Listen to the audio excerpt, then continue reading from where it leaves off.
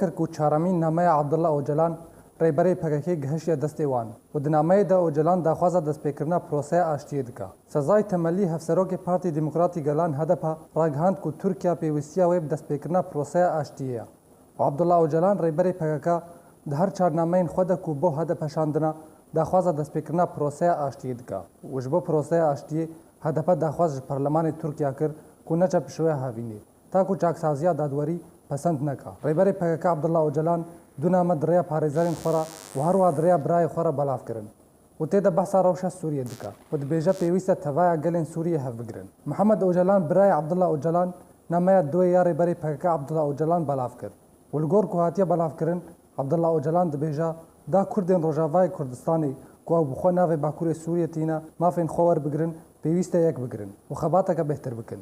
û ji bo parastina yekparçeyî û xaka Sûriyê pêwîst e tevaya gelên Sûriyê hev bigirin و دست به خباتê bikin.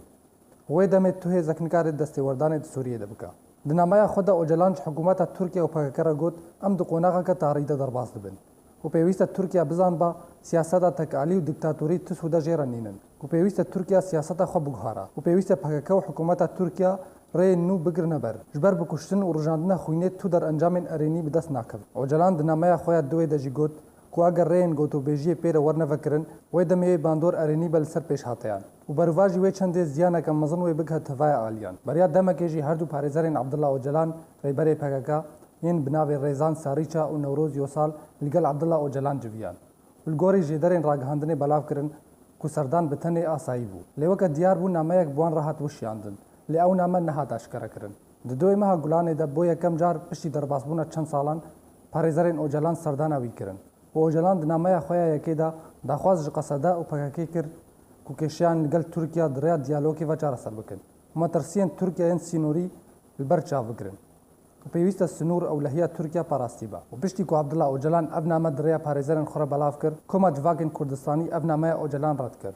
û got ku ev name dibin bandora Tirkiye de hatiye nivîsandin. û ew bapendiyê bi vê nameyê nakin. Abdullah Ocalan rêberê PKK ji sala 1990 ve ji aliyê Tirkiye ve hatiye desteserkirin.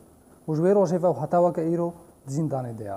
û ji sala 2011 ve Tirkiye serdan ji bo Ocalan qedexe kiriye. Di duê vê mehê de Enqera biryara qedexekirina serdana Abdullah Ocalan ji aliyê parêzerê nû ve hilweşand. Ew jî piştî derbasbûna 8 salan ji qedexekirinê. û Abdulhamîd Gul wezîrê dada Tirkiye di kongirekî rojnamevanî de ragihand ku êdî parêzerên Ocalan rêberê PKK karin serdana wî bikin. û biryara qedexekirina serdanê hate hilweşandin. û piştî serdana parêzeran birayê Abdullah Ocalan yê bi navê Mihemed Ocalan serdana wî.